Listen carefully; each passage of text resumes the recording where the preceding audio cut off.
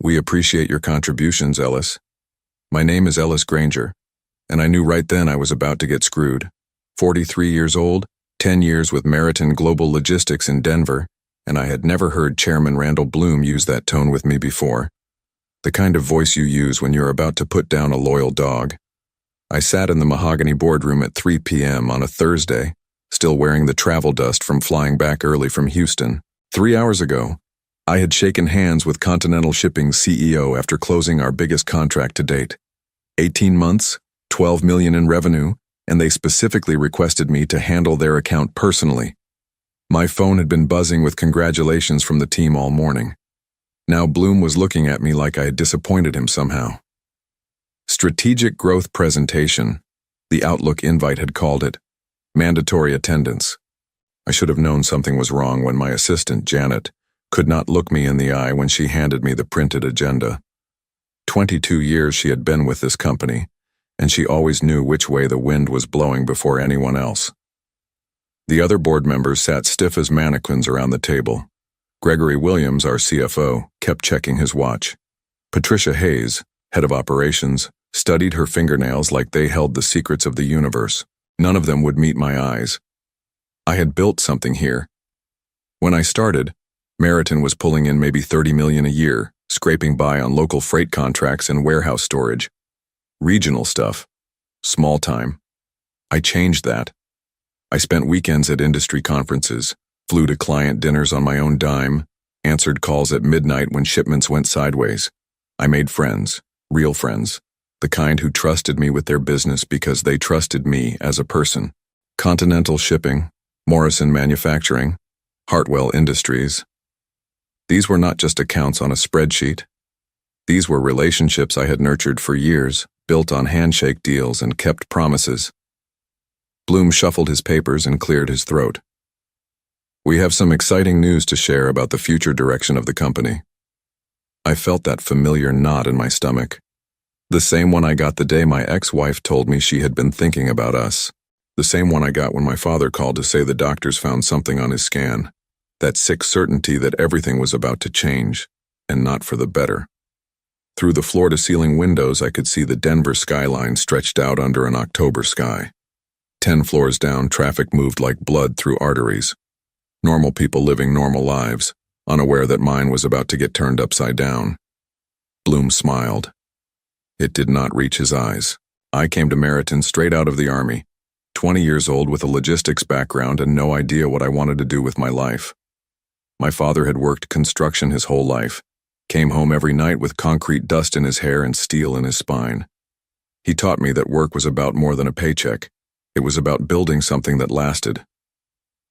Find something you can take pride in, he told me the day I got discharged. Something that matters. Logistics mattered. Moving goods from point A to point B sounds simple until you factor in weather delays, customs holdups, driver shortages, and equipment failures. I was good at solving problems, better at building relationships. Within 5 years, I was handling our biggest accounts. Within 10, I was bringing in clients nobody else could touch. Bloom had been different back then, hungrier. He used to walk the warehouse floor, knew every driver by name, understood that business was built on trust. Somewhere along the way, he started spending more time in corporate retreats and industry galas, talking about synergy and market positioning instead of getting his hands dirty. The warning signs had been there if I had bothered to look. 3 months ago, Bloom hired Sean Eastman as a strategic consultant. Harvard MBA, father owned a shipping empire on the East Coast, the kind of connections that opened doors I had to kick down. Eastman spent most of his time in meetings I was not invited to, asking questions about my client relationships. Just trying to understand the landscape, he had said when I asked what he needed to know about Continental Shipping. His smile was all teeth and no warmth. Janet had mentioned seeing Eastman in Bloom's office after hours, poring over client files. She said it casual, like she was commenting on the weather, but Janet never said anything casual. Every word that woman spoke had weight behind it. My ex-wife used to say I was too trusting. You see the best in people, Ellis, even when they are showing you their worst. Maybe she was right. I wanted to believe that 10 years of loyalty meant something. That building this company from 30 million to over 100 million in annual revenue would count for something when the chips were down. I kept waiting for Bloom to acknowledge what I had accomplished. The Continental deal was not just big money. It was validation. Proof that my way of doing business still worked in a world increasingly obsessed with algorithms and profit margins.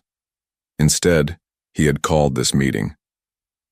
Through the boardroom windows, I watched a freight truck navigate the downtown traffic.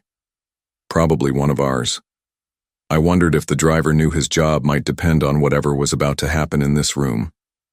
Bloom opened a folder and pulled out a document I did not recognize.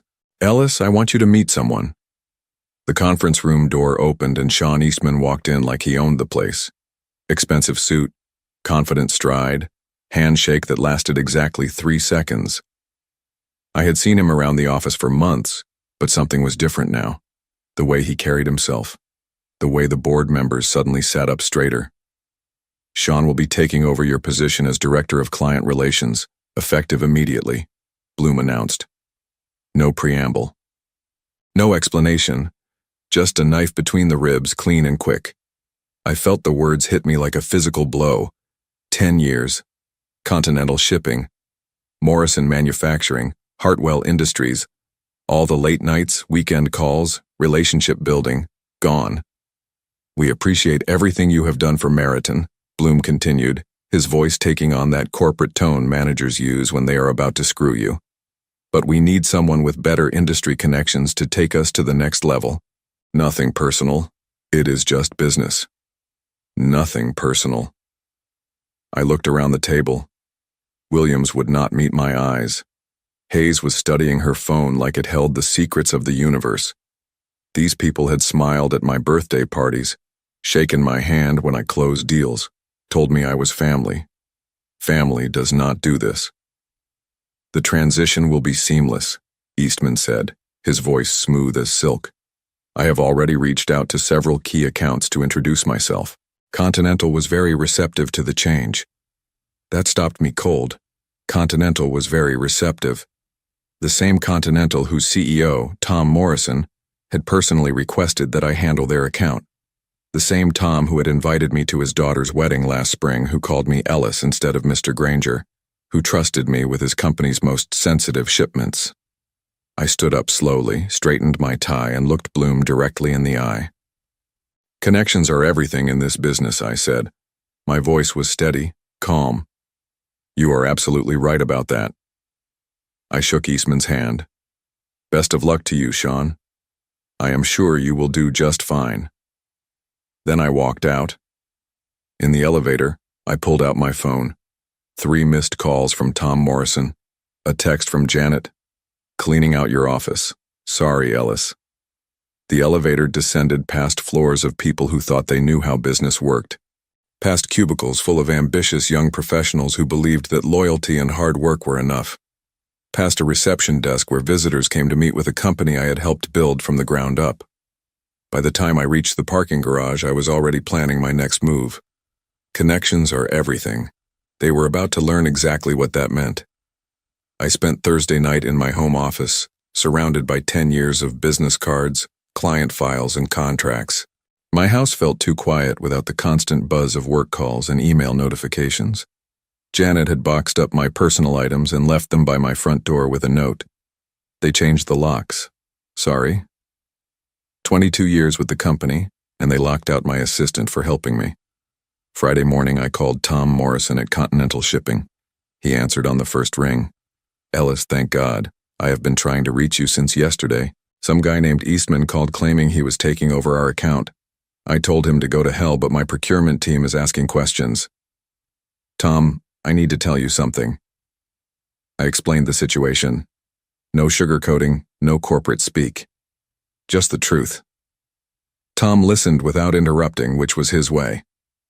26 years running Continental, and he had heard every sob story in the book. "Those sons of bitches," he said when I finished. "After everything you have done for that company." "I am starting my own firm," I told him. "Granger Logistics. Same service, same team, just without the politics. Count us in. I will have legal draft a termination letter for Meriton today." One down. I called Patricia Hoffman at Morrison Manufacturing next. She had been with Morrison for 15 years, worked her way up from shipping clerk to vice president of operations. We had solved a dozen crises together, from dock worker strikes to hurricane delays. They did what? She said when I explained. Ellis, that company would be nothing without you. Morrison Manufacturing is pulling our contract immediately. 2 down. By lunch, I had talked to 8 of my major clients. 7 were ready to jump ship with me. The 8th, Hartwell Industries, wanted to meet in person before making any decisions. That should have been my first warning. I drove to Hartwell's headquarters in the tech center, expecting a routine conversation with their logistics manager, Dave Chen. Instead, I found myself sitting across from their new procurement director, some kid who looked fresh out of business school. "Mr. Granger, I appreciate you taking the time to meet with us," he said, consulting a tablet like he was reading from a script. However, Hartwell Industries has decided to honor our existing contract with Meriton Global Logistics. Mr. Eastman presented a very compelling case for continuity. My blood went cold. Mr. Eastman was here? Yesterday afternoon, right after you were terminated, actually. He had some interesting insights about client poaching and breach of fiduciary duty. The kid slid a document across the table, legal letterhead. Hartwell was not just staying with Meriton. They were threatening to sue me if I contacted any of their employees about logistics services. He also mentioned that several clients might be reconsidering their hasty decisions once they understand the legal implications of following you. I drove back to my house in silence, my phone buzzing with incoming calls. Tom Morrison first. "Ellis, my legal team is getting pushback on the contract termination. Meriton is claiming breach of contract, threatening to sue for the full value of our agreement. 18 months at $12 million. My board is getting nervous." Patricia Hoffman called 20 minutes later with the same story. Meriton was playing hardball, threatening legal action against any client who tried to follow me. Eastman had spent the morning visiting my biggest accounts, armed with lawyers and veiled threats. By evening, 5 of my 7 confirmed clients had called back to apologize. "It is not personal, Ellis. We just cannot afford a legal battle right now." I sat in my kitchen, staring at a business plan I had scribbled on a napkin. Granger Logistics. It sounded good in theory, but theory does not pay rent or legal bills. Eastman had outmaneuvered me. While I was making phone calls and shaking hands, he was building a legal wall around my client base. Corporate warfare at its finest. But he had made one critical mistake. He assumed I would fight fair. Saturday morning, I drove to Janet's house with coffee and pastries from her favorite bakery. She lived in a neat ranch home in Arvada, the kind of place where neighbors still brought casseroles when someone was sick. "They fired me yesterday," she said before I could speak. 22 years, Ellis. 22 years. And they gave me 2 hours to pack my desk. "I am sorry, Janet, this is not what I wanted." "Oh, honey, I know." She poured coffee into mismatched mugs, the kind of comfortable informality you only get from someone who has worked beside you for a decade. "But I learned some things before they walked me out." She handed me a manila folder. "Remember when Eastman started asking all those questions about your client relationships? I may have accidentally made copies of some documents he requested. Inside the folder were copies of my client files, contact information, contract details, personal notes I had written about relationship building. Everything Eastman needed to systematically target my accounts. He knew exactly who to call and what to say," Janet continued. "Had their legal team draft threatening letters before you were even fired. This whole thing was planned weeks ago." The deeper I looked, the worse it got. Eastman had not just stolen my job. He had studied my methods, analyzed my relationships, and built a strategy to neutralize me before I even knew I was under attack. But there was more. "Look at page 12, Janet said, a memo from Bloom to the board dated 3 weeks ago. Subject: Succession Planning, Director of Client Relations. The memo outlined a plan to remove me before the end of Q4 and replace me with a candidate with superior industry connections and family legacy advantages. It specifically mentioned concerns about my over-personalized approach to client relations and the risk of client dependency on a single employee. They had been planning this for months. Page 15, Janet said quietly. A financial projection showing how Meriton could increase profit margins by renegotiating my client contracts. Without me in the picture, they could push for better terms, reduce service levels, and pocket the difference. They were not just replacing me. They were planning to exploit the relationships I had built. There is more. Annette pulled out her phone and showed me a voice recording. I may have accidentally left my phone recording during Bloom's meeting with Eastman yesterday. I listened to Bloom's voice crackling through the speaker. Granger was useful for building the business, but he is too much of a liability now. Clients trust him more than they trust the company. That is dangerous. We need someone who understands that loyalty flows up, not down. Eastman's response was equally chilling.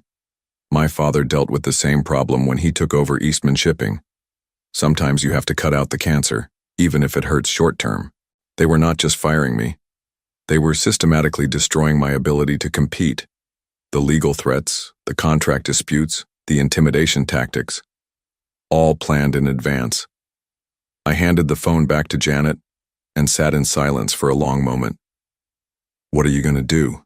she asked. I thought about my father coming home every night with concrete dust in his hair. He had taught me that work was about building something that lasted. But he had also taught me that sometimes you have to fight for what you have built. "I am going to teach them about loyalty," I said finally. "Flowing down or up? Both directions." Monday morning, I did not start my own company. Instead, I made a different kind of call. Velocity Freight Solutions. This is Catherine speaking. "Hi, Catherine. This is Ellis Granger. I would like to speak with your CEO about a business proposition." Velocity Freight was Meriton's biggest competitor in the Denver market, smaller, more agile, and hungry for the kind of contracts I had been managing. Their CEO, Michael Santos, had tried to recruit me twice over the past 5 years. "Ellis Granger," Santos said when he came on the line. "I heard some interesting news about you and Meriton. Coffee?" We met at a small cafe in Lodo, away from the corporate corridors where industry gossip spread like wildfire. Santos was exactly what you would expect from someone who had built a logistics company from scratch. Direct, practical, and smart enough to recognize opportunity when it walked through his door. "Let me guess," he said after I explained my situation. "You want a job?" "I want a partnership." That got his attention. "I bring you $12 million in new business within 60 days, I said. "In exchange, you give me equity and complete autonomy over client relations. No interference, no corporate oversight, no Harvard MBA kids asking questions about my methods. $12 million is a big number, Ellis. Continental Shipping, Morrison Manufacturing, Alpine Distribution, Rockwell Freight, Cascade Industries, and 4 others. All contracts I brought to Meriton, all relationships I built personally. They fired me, but they cannot fire the relationships." Santos stirred his coffee and studied me like he was solving a puzzle. "Meriton will fight you. Lawsuits, contract disputes, the whole 9 yards. Let them try. I never signed a non-compete clause. Bloom always said those agreements showed a lack of trust in employees. And the clients are tired of being treated like spreadsheet entries instead of business partners." I pulled out my phone and showed him text messages from the weekend. "Tom Morrison. Ready to move when you are. Patricia Hoffman. Morrison Manufacturing is just waiting for your signal. Dave Chen from Alpine Distribution. Hartwell caved to pressure, but Alpine does not bend to threats." The legal intimidation worked on 2 companies, I continued. But it backfired with the rest. Nobody likes being bullied, especially by their own service provider. Santos leaned back in his chair. "What kind of equity are we talking about?" 20% for the business I bring in, 30% if we hit 15 million by year end. That is a lot of equity for business you do not technically own yet.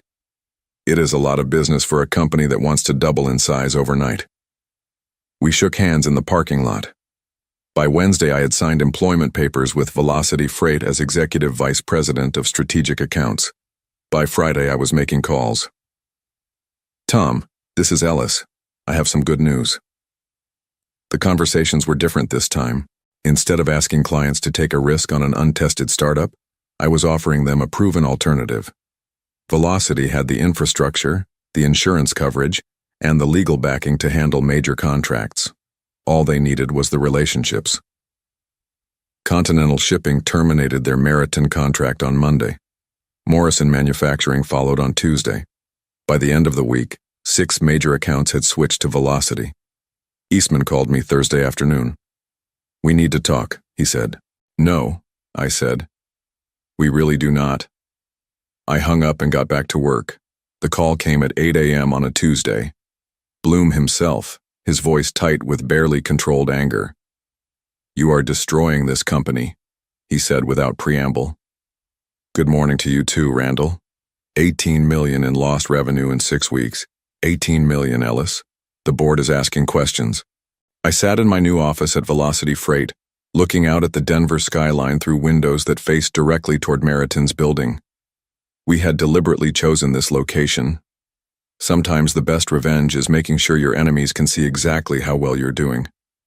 "Sounds like a management problem," I said. "We can work this out. Come back. Name your price." I already did. 20% equity in your company, complete autonomy over client relations, and a public apology for how you handled my termination. Silence on the other end. "That is insane." "Then I guess we have nothing to discuss." I hung up and turned back to my computer. 3 more clients had requested proposals from Velocity over the weekend. Word was spreading through the industry that Ellis Granger was available again, and this time he was working for a company that understood the value of relationships. My phone buzzed with a text from Janet, who now worked as my executive assistant at Velocity. Eastman just walked into the break room looking like someone stole his lunch money. At 3 p.m., I got another call. This time from Gregory Williams, Meriton's CFO. "Ellis, we need to talk about a transition back to Meriton. The board is prepared to make you a generous offer." "How generous?" "Your old position back, 20% salary increase, and a seat on the board of directors." I laughed. Actually laughed out loud. "Greg, 6 weeks ago you sat in that boardroom and watched Randall fire me. You did not say a word. Now you want me back because your golden boy Eastman cannot manage the clients I spent 10 years cultivating. It is a good offer, Ellis. It is a desperate offer. And the answer is no." That evening, I drove past Meriton's building on my way home. Half the lights were off. The parking lot that used to be full at 7 p.m. was nearly empty. 3 months later, I was reviewing quarterly numbers when Janet knocked on my office door. "Ellis, there is something you should see." She handed me a newspaper clipping. Business section, local news. Meriton Global Logistics acquired by Eastern Transport Holdings. I read the article twice. Bloom was quoted as saying the acquisition would provide new opportunities for growth and expansion. Corporate speak for we were hemorrhaging money and had to sell before we went bankrupt. Eastman was not mentioned in the article at all. "What happened to our Harvard friend?" I asked. "Fired last month," Janet said. "Apparently his father's connections did not extend to damage control." I folded the newspaper and set it aside. No satisfaction in watching a company die, even one that had betrayed me. Meriton had been my home for 10 years. Good people worked there, people who had nothing to do with Bloom's bad decisions. "Janet, see if any of the warehouse staff from Meriton need work. We could use experienced people." "Already on it. I have 6 resumes on your desk." I spent the rest of the afternoon reviewing applications from former Meriton employees, people I'd worked with for years, now looking for new opportunities because their executives had prioritized connections over competence. At 6 p.m., I locked my office and walked to the parking garage. Tom Morrison was hosting a client dinner that night, the kind of relationship-building event that Eastman probably would have delegated to an underling. I drove through downtown Denver, past office buildings full of ambitious young professionals who thought business was about algorithms and profit margins. Maybe some of them were right. But I had learned something different from my father, something about building things that last. Trust flows both ways, and loyalty is earned one relationship at a time.